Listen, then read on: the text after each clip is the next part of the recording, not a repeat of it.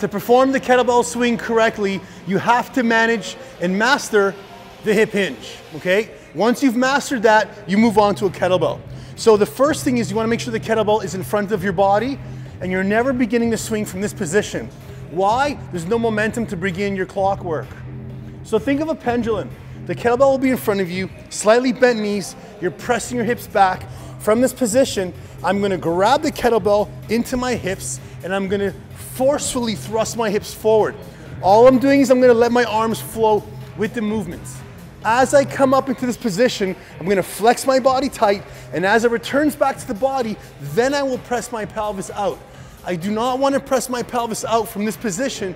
It's too early for the movement. Watch what I mean. Inhale, exhale, inhale, exhale, inhale, exhale.